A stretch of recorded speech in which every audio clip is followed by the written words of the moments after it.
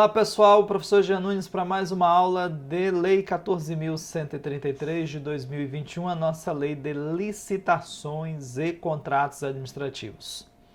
Pessoal, nós vimos no encontro passado a partezinha final da fase de julgamento. Nós vamos ver agora as duas últimas fases do processo licitatório. Então, aula interessantíssima. Na sequência, na aula subsequente, nós vamos ver as hipóteses de dispensa de licitação. Então a gente tem feito aí uma longa trajetória, um longo caminho para pegar todos os itens, tudo aquilo que é importante que você precisa saber acerca da nova Lei de Licitações e Contratos. O professor Jean Nunes, claro, sempre pede que você deixe lá o seu joinha, o seu like, a sua mensagem, seu feedback sobre a qualidade da aula. Já eu fiquei com uma dúvida, eu acho que algum item poderia ter sido melhor explorado, desenvolvido. Mande lá seu retorno, seu feedback, a nossa perspectiva é sempre entregar o melhor para você, tá bom? Pessoal, então deixa eu colocar aqui na tela o slide para a gente poder acompanhar, vermos, para que a gente possa ver. Para a gente vermos não vai, né, Jean? Para a gente vermos não...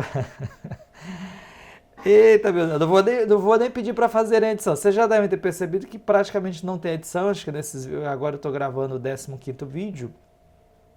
Só em 3 que eu pedi que fosse feita a edição, numa partezinha que eu me atrapalhei no slide para conseguir colocar na tela. Mas normalmente eu não costumo errar na gravação. A gente percebermos não dá, mas eu vou deixar essa lá, tá? Então, para que nós possamos perceber, para que nós percebamos, ou para que a gente perceba, para facilitar, colocar aí na tela o slide, então me ajude lá, por favor. Vimos os procedimentos, né? Estamos na fase de procedimento. Tudo que nós temos visto até agora é justamente o procedimento. Estudamos a fase preparatória, a fase do edital, que eu não sei porque toda vez que eu boto aquilo não aparece, aparece depois. Você deve ter observado que para a aula anterior eu mudei as cores do slide. Na verdade, o slide ele não vai ficar pronto, nunca vai ficar pronto. A ideia é estar sempre melhorando, aprimorando, e à medida que surgirem as decisões jurisprudenciais, seja do STJ, do STF ou mesmo do Tribunal de Contas da União que a gente tiver acesso, a gente vai inserindo aqui e você com o link pode acompanhar permanentemente esse conteúdo, tá? Então esse é um campo bem interessante aí para que você possa ir monitorando esse assunto.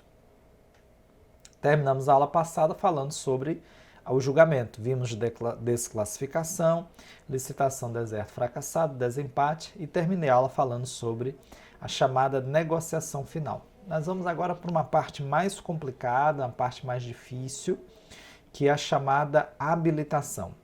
Perceba que da fase preparatória até a fase de habilitação, nós já estamos nos encaminhando para o fim do processo licitatório.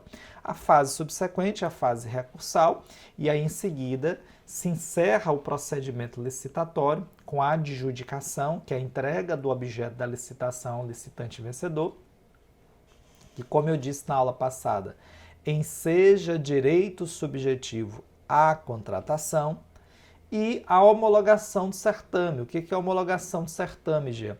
É a verificação da validade, das condições de validade do processo licitatório. Nós analisamos na aula anterior que antes da publicação do edital, a regra é que haja necessidade de submissão do edital, do instrumento de contrato, do termo contratual, à assessoria jurídica do respectivo órgão ou entidade, para que ela aprecie, faça uma apreciação preventiva quanto à legalidade do certame e da própria contratação. Mas aqui, depois da fase recursal, nós também temos uma fase que é de verificação da validade, agora sim feita pela autoridade competente, normalmente a mesma autoridade que constitui a comissão ou designa o agente de contratação, que afere, que avalia, né, que faz análise quanto à validade do processo licitatório, total ou parcialmente, podendo ele ser anulado total ou parcialmente. A análise é completa de todo o processo licitatório, mas a anulação ela pode incidir sobre uma parte dos atos ou sobre todo o processo licitatório. Perfeito? Então nós vamos prosseguir aqui na interessante, mas complicada fase de habilitação. É para onde nós vamos a partir de agora. O slide ficou bonitinho, ó, ficou bem legal aqui para que você possa acompanhar. Eu cheguei a comentar com vocês na aula passada. Eu estou sempre repetindo, pessoal, não é porque eu me esqueci do que eu falei antes, pelo contrário. É um recurso mesmo para que você vá fixando o conteúdo, tá? Nós vimos na aula passada que a Lei 8.666 estabelece que a habilitação é técnica, fiscal, jurídica, econômico-financeira, técnica, fiscal, jurídica e econômico-financeira. São 4, portanto, as hipóteses de habilitação. A nova lei mantém, mas estabelece que a habilitação fiscal ela também é social e ela também é, me ajudem, trabalhista. O que nós vamos ver a partir de agora? O que a gente vai fazer? Ora, a gente vai analisar cada um desses itens, cada um desses requisitos para habilitação. Eu não coloquei aqui, deixa eu ver aqui se eu coloquei. Eu não botei, mas deixa eu só ver aqui. Habilitação jurídica. Eu não coloquei, tá, pessoal? Mas se você pegar lá a Lei 14.133, você vai encontrar exatamente isso que eu vou dizer para você agora. O que é habilitação? É a verificação, é a fase do procedimento licitatório. Se isso aí cai na sua prova oral do concurso, você responde com tranquilidade. Fecha os olhos, se lembra da aula do professor Jean e responde com tranquilidade. Se você sabe a resposta, na prova oral, você não responde supetão. Se você sabe a resposta, o tempo está a seu favor. Então, o que você faz? Calmamente, põe no rosto uma expressão de que você não sabe nada daquele assunto para gerar uma expectativa de frustração no examinador. Ele vai imaginar que você não sabe de nada e você, após alguns segundos pensando, responde calmamente. Excelência. A habilitação é uma fase do processo licitatório, em sede da qual é feita pelo agente de contratação ou pela comissão do certame a análise dos documentos que garantem, que asseguram que aquele licitante conseguirá cumprir o objeto da contratação, entregar o produto, prestar o serviço ou executar aquela obra. Tranquilidade, você vai tirar 10 na prova. Então, o que é a habilitação? É a verificação das condições objetivas e subjetivas para que aquele licitante possa entregar o objeto da licitação, cumprir o objeto do contrato, tal como estabelecido pela administração. Perfeito? O primeiro aspecto é a habilitação jurídica. Apesar desse nome, o que se precisa verificar aqui? Se aquele licitante ele preenche as condições estabelecidas no edital e na própria legislação quanto à viabilidade da contratação. Exemplo, se nós estamos procedendo a uma licitação realizada no Brasil, aquela empresa que é de capital estrangeiro, constituída em outro país, que pretenda participar dessa licitação, ela precisa se constituir e seguir as regras da legislação brasileira. Outro exemplo, a licitação que nós estamos viabilizando, ela não admite a contratação de consórcio. Então, nós precisamos verificar se aquela é uma pessoa jurídica consorciada ou não. A licitação é só para pessoa jurídica, então a gente precisa observar se pessoas físicas estão participando. Além disso, pessoal, é preciso observar a regularidade jurídica da existência dessa pessoa. Nós sabemos que a existência jurídica da pessoa física ou natural começa com seu nascimento com vida e ela comprova por meio da documentação, do registro civil de nascimento, em se tratando de um processo licitatório através do CPF e dos documentos de identificação civil. Já a pessoa jurídica ela precisará comprovar sua existência através do Cadastro Nacional de Pessoas Jurídicas, o chamado CNPJ. Então, o artigo 66 da lei, que você está vendo aí na tela, define exatamente em que consiste a habilitação jurídica. Acompanhe comigo. Visa demonstrar a capacidade do licitante exercer direitos e assumir obrigações. E a documentação a ser apresentada por ele limita-se à comprovação da existência jurídica da pessoa e, quando cabível, a autorização para o exercício da atividade a ser contratada. Então, é exatamente esse o conceito da existência da pessoa jurídica, a possibilidade da pessoa, na verdade, tanto física quanto jurídica, a possibilidade de contrair direitos e obrigações, né, de forma autônoma. Então aqui é bem tranquilo, bem fácil, moleza total. Habilitação jurídica e habilitação também técnica. Aqui a questão assume uma complexidade um pouquinho maior. Por quê, Jean? Vamos lá para que você possa acompanhar junto comigo. A nova lei, de certo modo, absorvendo os conceitos doutrinários e jurisprudenciais da matéria, dividiu a habilitação habilitação técnica em dois aspectos. Uma habilitação técnico-profissional e uma habilitação técnico-operacional. A técnico-profissional, ela visa analisar se aquela empresa, aquela pessoa jurídica, ela dispõe de recursos humanos com qualificação técnica adequada para executar o objeto da contratação. A habilitação técnico-operacional diz respeito à capacidade operacional, isto é, de equipamentos, de recursos materiais, não estou falando de dinheiro, estou falando de expertise técnica, então de equipamentos necessários à execução daquela obra, prestação daquele serviço ou fornecimento daquele produto. Então a habilitação hoje ela está dividida, portanto, nesses dois aspectos fundamentais. E a administração pode perfeitamente exigir a comprovação em documento de que aquela pessoa jurídica dispõe de profissional devidamente registrado no órgão competente com habilitação para atuar e desempenhar aquele objeto. É possível também a exigência de uma certidão de capacidade operacional, dependendo do objeto que esteja em vias de contratação, é possível exigir-se da empresa, dos órgãos competentes, a apresentação de uma certidão de que aquela pessoa jurídica dispõe da capacidade operacional para dar conta daquele objeto. Indicação do pessoal técnico, das instalações e do aparelhamento adequados. Então não basta comprovar que eu tenho técnicos, que eu tenho capacidade operacional. Pode ser exigido do licitante que ele apresente, no momento da habilitação, os elementos concretos destacados que serão utilizados na execução, por exemplo, daquela obra. Qual é o corpo técnico? Quais são os profissionais? O nome.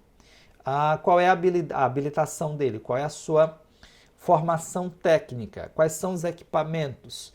De modo que eu garanta, assegure para a administração, demonstre para o agente de contratação que eu tenho conhecimento, eu tenho condições operacionais de executar aquele objeto do contrato.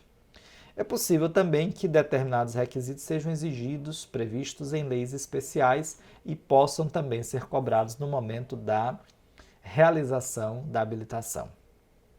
Registro ou inscrição em entidade competente. Então, se, por exemplo, nós vamos contratar uma banca de advogados, é preciso comprovar, claro, que essas pessoas estão inscritas, regularmente inscritas, esses profissionais estão inscritos na ordem, né? na OAB. Certidão ou atestado de capacidade operacional, já havia colocado, que repetiu. Muito bem. Ainda em fase de habilitação técnica, eu dividi aqui dois aspectos importantes que a lei trata disso exaustivamente.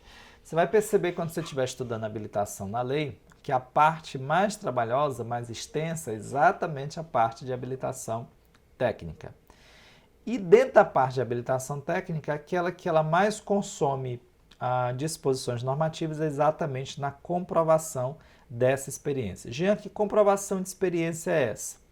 Essa aqui sempre foi uma questão muito debatida no campo do direito administrativo, que é a demonstração pela empresa que vier a ser contratada de que ela dispõe de condições de executar aquele objeto do contrato, inclusive pela demonstração de que ela já fez isso antes. Na verdade, pessoal, se a gente bem pensar, todas as vezes que a gente pretende contratar uma empresa, uma pessoa física para executar uma obra na nossa casa, por exemplo, essa é uma preocupação recorrente, né? Será que esse povo sabe fazer isso? Será que esse povo já fez isso? Então, isso é um aspecto muito importante. Mas o que é que diz a lei? que essa exigência ela pode ser feita, mas ela só pode alcançar parcelas significativas da contratação. Então, não é qualquer parte da contratação, apenas dizendo respeito àquelas que sejam de maior relevância, tá bom? Deixa eu colocar aqui para que a gente possa avançar. Artigo 67, parágrafo 1º. A exigência de atestado será restrita às parcelas de maior valor ou maior relevância do objeto da licitação, assim consideradas aquelas que têm um valor individual superior a pelo menos 4% do valor da contratação. Perfeito? Então, há essa disposição, esse aspecto é bastante importante, e a lei faz aqui uma ressalva, estabelece um regramento que minimiza esse efeito. Diz o seguinte, olha, em relação a essa exigência, é possível que o atestado garanta aí uma quantidade mínima de 50% da respectiva parcela, e isso é suficiente para atender a exigência da lei. Então, o que é que nós estamos dizendo com isso, pessoal? Só para deixar claro, que é possível a comprovação de atestado, por meio de atestado de experiência anterior? É. Mas essa comprovação não pode dizer respeito a todo o objeto da licitação, mas apenas aquelas partes do objeto da licitação que se revelem de maior importância, como nós mencionamos. Além disso, é possível exigir a comprovação de experiência em relação à subcontratação. Por que isso, Jean? Porque não raras vezes, na execução do objeto da licitação, a empresa contratada precisa subcontratar. E o que estabelece a nova lei? Olha, é possível se exigir também da parte que vai ser subcontratada, até 25%, também esses respectivos atestados de experiência anterior. Diz o parágrafo 9. O edital poderá prever para aspectos técnicos, seja demonstrada por meio de atestados relativos ao potencial subcontratado, limitado a 25% do objeto do contrato, hipótese em que mais de um licitante poderá apresentar atestado relativo ao mesmo potencial subcontratado. Então, questão bastante importante essa, interessante, que diz respeito à comprovação da experiência em se tratando de licitação.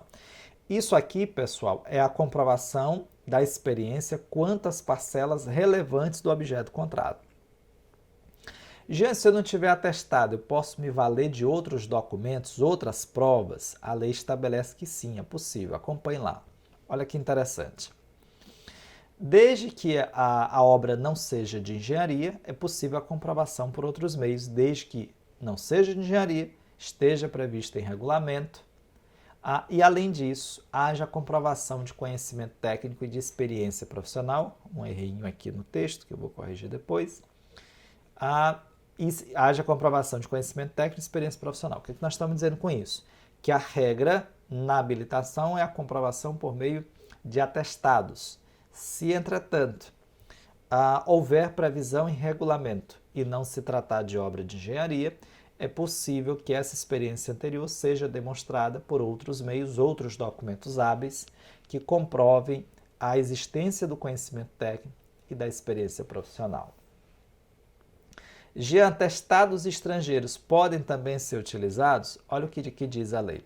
Serão aceitos atestados estrangeiros em documentos hábeis emitidos por entidades estrangeiras quando acompanhados de tradução para o português, salvo se comprovada a inidoneidade da entidade emissora.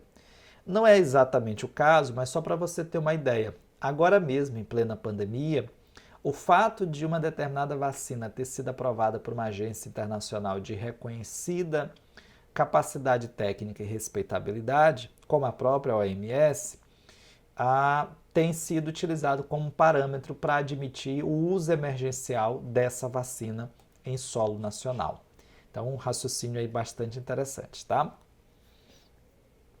Em se tratando de serviços contínuos, a lei também estabelece um regramento peculiar. Então, vamos lá. Em se tratando de serviços contínuos, pessoal, aqui deixa eu só voltar aqui para um aspecto importante. Esses atestados, outras provas... Não, eu vou deixar isso mais para frente. Quando eu estiver falando sobre equação econômica financeira, eu vou mencionar isso. Então, vamos lá. Em se tratando de serviços contínuos, o edital poderá exigir certidão atestado que demonstre que o licitante tem executado serviços similares ao objeto da licitação em período sucessivo ou não por um prazo mínimo que não pode ser superior a 3 anos. Então, em se tratando de serviço contínuo, também é possível a exigência da comprovação de experiência anterior, tá bom? Isso tudo dentro da lógica da comprovação da experiência anterior. Por que aqui embaixo tem consórcio? Qual foi o cuidado que eu tive de colocar essa questão aqui? É porque, em se tratando de consórcio, nós temos várias empresas integrantes do consórcio. E aí a questão que a lei já resolveu é a seguinte: Jean, se são 4 empresas consorciadas, essa comprovação da experiência deve ser em relação a todas ou só em relação a uma delas? Aí nós temos que fazer uma distinção. Se o consórcio é heterogêneo, se o consórcio é homogêneo. Jean, eu não sei bem assim o que é mesmo um consórcio homogêneo. É aquele em que todas as entidades possuem o mesmo objeto similar. Nesse caso, as experiências atestadas deverão ser reconhecidas para cada empresa consorciada na respectiva da sua proporção, da sua respectiva participação no consórcio. Em termos práticos, nós vamos fazer uma obra, uma rodovia. As empresas estão consorciadas, todas podem fazer tudo, mas ficou acertado que determinada empresa vai se encarregar de fazer apenas as pontes. Ela precisa comprovar a experiência anterior na construção de pontes, tá bom? Já e se o consórcio for heterogêneo, o que é mesmo um consórcio heterogêneo? O consórcio heterogêneo, pessoal, é aquele consórcio em que as empresas consorciadas elas não têm exatamente o mesmo objeto, tá? Elas lidam com questões diferentes. Aí, nesse caso, quando isso ocorre, nós precisamos aqui estabelecer a comprovação de experiência anterior, considerando a expertise daquela respectiva empresa. Então, se ela tem expertise para atuar, se o seu objeto é atuação apenas no campo da manta asfáltica, por exemplo, numa obra de engenharia, ela precisa comprovar a experiência nesse campo respectivo. Diz a lei, deverão ser reconhecidas as experiências para cada consorciado de acordo com os seus respectivos campos de atuação, tá bom? Então, questão aí bastante interessante para a gente acompanhar. Então, essa é a habilitação técnica, complicada, difícil e tal, mas essa que é a lógica, tá?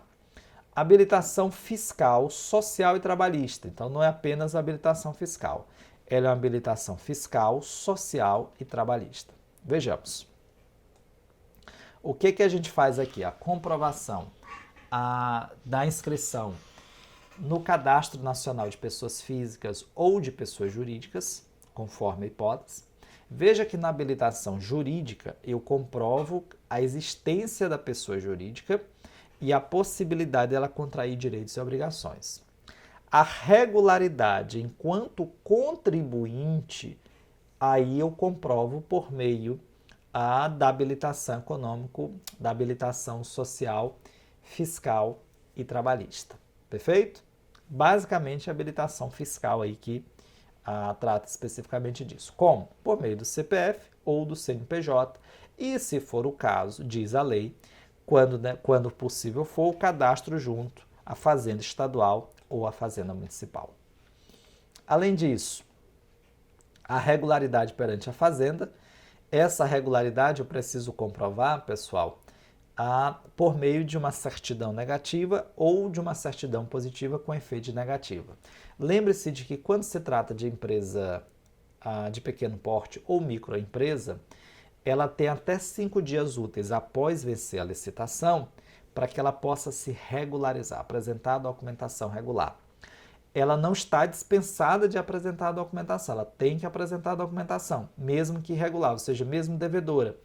Entretanto, se ela vence a licitação, ela precisa, no prazo de 5 dias úteis, comprovar que ela está regular. Não é quite, não precisa estar adimplente, ela pode estar ainda na condição de devedora, mas ela precisa comprovar que ela saiu daquela condição de inadimplente para uma condição de regularidade.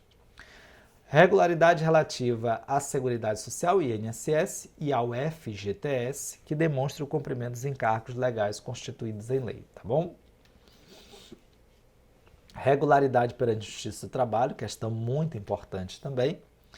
E a lei prevê o cumprimento do disposto no artigo 5º, inciso 23 da Constituição, que diz respeito ao trabalho para os menores. Então, não é possível, nos termos da Constituição, um trabalho perigoso, penoso ou insalubre aos menores de 18 e a nenhuma forma de trabalho aos menores de 14, a não ser na condição de aprendiz, que, aliás, é uma tarefa importante. Eu mesmo fui menor aprendiz, trabalhei com menor aprendiz, sei da importância do que isso significa, tá? Muito bem. Então, habilitação fiscal, social e trabalhista. Por fim, para a gente fechar aqui a nossa aula, aplicação a habilitação econômico-financeira. O que é habilitação econômico-financeira? O que ela é? Vejamos.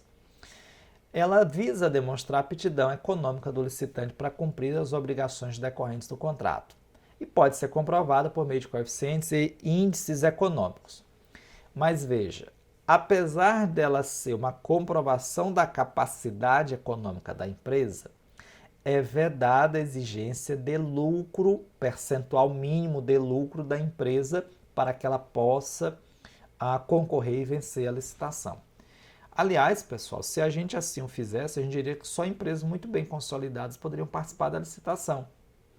E a gente se esqueceria aí de que, em muitos casos, é exatamente essa contratação que está em vias de execução que viabiliza um fôlego para a empresa, que ela possa se reerguer, etc. Então, eu preciso, na habilitação econômica, demonstrar que eu tenho condições de dar conta do contrato, de executar o contrato, mas não é exigido, não é possível exigir na licitação um percentual mínimo de lucro. Perfeito?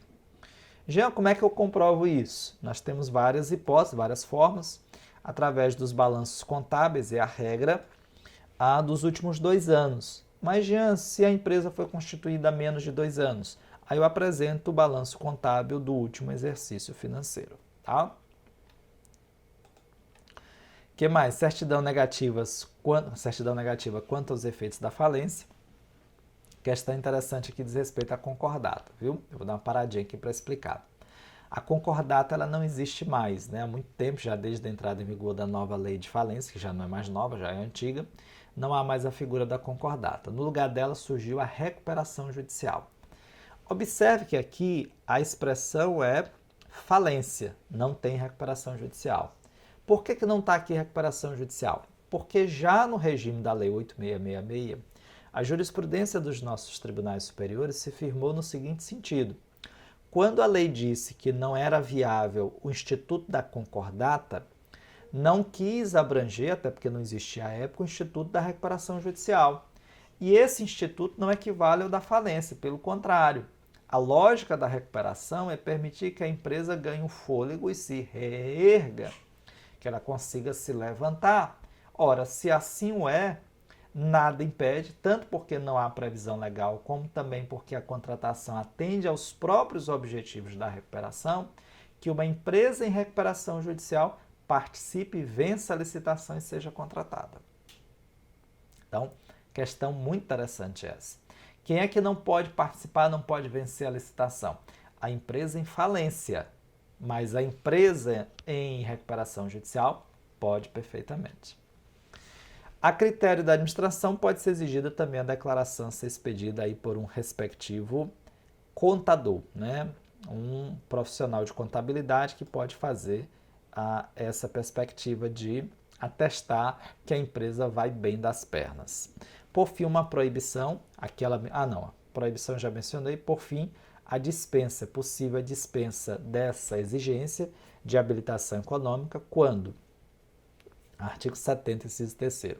Dispensada total ou parcialmente nas contratações para entrega imediata, de valores inferiores a 1/4 do limite de dispensa para compras em geral, e nas contratações de produtos para pesquisa e desenvolvimento de valor que não ultrapasse R$300 mil.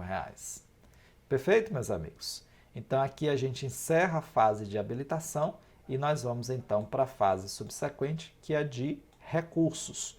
Mas claro, isso é tema para o nosso próximo encontro. Passa rápido, né, pessoal? A gente nem se dá... Já acabou. A aula é boa quando passa rápido. Muito obrigado pela atenção de todos. Sou o professor Jean Nunes. Essa foi a nossa 15ª aula. Eu te encontro, então, na próxima 16ª. Abraço.